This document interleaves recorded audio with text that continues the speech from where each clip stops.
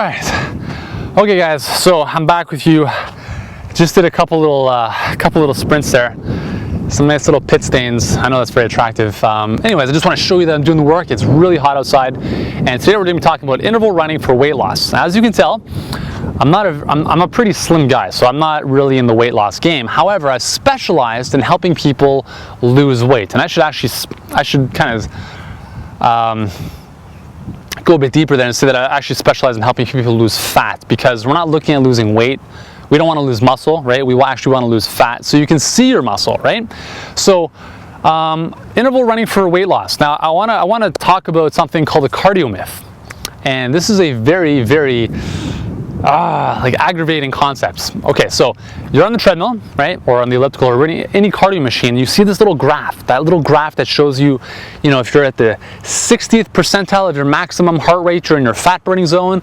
As soon as you get above the 80th percentile, you're now in your cardio zone. Okay, so now we're starting to get confused, because this one little graph, it's amazing how one graph can play with the minds of millions of people.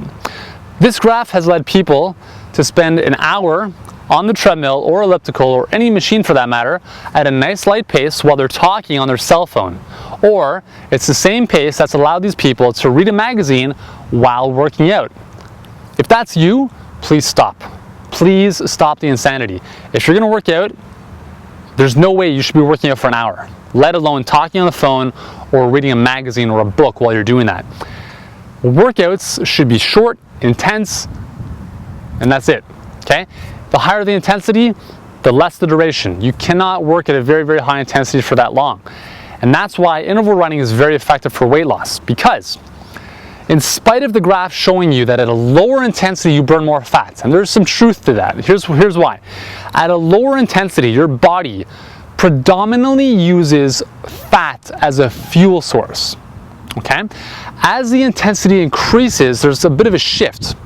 So as the intensity increases, your body shifts towards using predominantly carbohydrates. There's still a little bit of fat being used, but as the higher the intensity, the more carbohydrates are being used as a fuel source.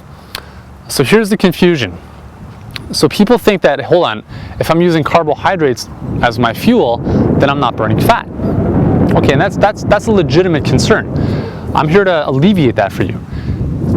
Let's say you were to just nice and easy go for a nice light jog, talk on the phone, whatever it is, for an hour, okay? And I'm not even sure how many calories you'd burn, let's say 300, that'd be pretty generous. And in comparison, you do some interval runs on the treadmill or outdoors, wherever it is, for 20 minutes, high intensity stuff. We're talking about, sprinting for 20 seconds, recovering for 40 seconds, doing that on and off for 20 minutes. And let's say the treadmill is accurate, which it usually isn't, and it tells you that you've now burned 600 or 700 calories. Okay, so now we have a bit of a dilemma. We're working out less at a higher intensity, and it's telling us we're burning almost 2.5 times more calories than if we were working out 3 times as long. So here's where the confusion lies, guys. I don't know if you're confused, and if you are, let me alleviate it for you. It doesn't matter what you're using as a fuel source during the workout. All that matters is how many calories you burn during and after your workout. That's all that matters, because here's what happens. Even if you used carbohydrates mainly as your fuel source, here's the cool thing. The fitter you get, your body actually spares its own muscle glycogen, or its carbohydrate stores, and uses more fat as a fuel source. So that's something to look forward to as you get fitter. That's why the fitter you get, the easier it is to stay fit, because you start using fat more often at higher intensities than you do carbohydrates. But I'm getting off track a little bit.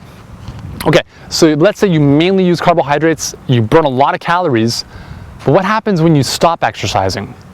Your metabolism is still revved up, right? It's still going, but your body has now come to a resting level, right? That 60th percentile. So now the body shifts over, and because it needs to recuperate a lot of oxygen, something known as epoc, or post-exercise oxygen consumption, it now turns to burning fat as a predominant fuel after your workout. And studies have shown that interval running can increase your metabolism, or this epoc effect, for up to 36 hours after your workout. So that's pretty awesome. So let me ask you this. So we have our loosey-goosey, nice hour run. I'm talking on the phone. Hey, how's it going? Good. You want to go for a Starbucks after? Awesome. Great. We have that option where you can burn 300 calories and then just load it back in with a Starbucks mocha frappuccino afterwards. Or you can go to the gym or run outside, 20 minutes, high intensity, sprint, jog, sprint, jog, sprint, jog. Burn more calories during that session. Save yourselves, a third the time, and then actually burn way more calories after the workout than you would have anyways doing your hour nice long jog. So I don't know about you, but if I could sit and burn more calories than somebody running for an hour at a very, very, very, very, very light intensity, I'd rather sit. I'm pretty lazy. I mean, I enjoy working out, but not that much. So again, it's all about saving you time and doing things efficiently, and that's what I'm here to show you.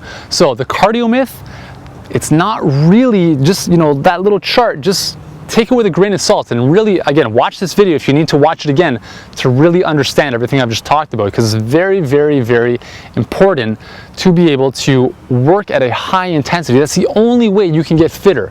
Is if I'm working out and I'm talking like this at my talk test pace, I'm not challenging my body, I'm not getting fitter. As soon as I'm out of breath, now I'm out of my comfort zone. Now I'm into a zone where my body is forcing itself to, it's like, okay, the body's like, okay, we gotta do something. We're out of breath, we gotta figure out more ways to get oxygen to the cells. Okay, let's lay down some more capillaries. Let's create some more mitochondria in our muscle cells. Let's do some things that are gonna help us become fitter. And that's essentially what happens. The physiology of the human body is absolutely amazing, I love it. But anyways, back to weight loss. All you have to worry about is higher intensity. Interval running is the way to go. You will lose more weight, the studies show it, than low intensity, lights, whatever, day in and day out, okay? So if you want more help with this stuff and you want to actually save time, get better results in like a third the time, go back to mytreadmilltrainer.com. That's where you can get the best interval running workouts with me on your headphones to show you exactly how to train properly. So until then, thanks for watching. Hope you've learned some stuff, and I'll see you in the runs.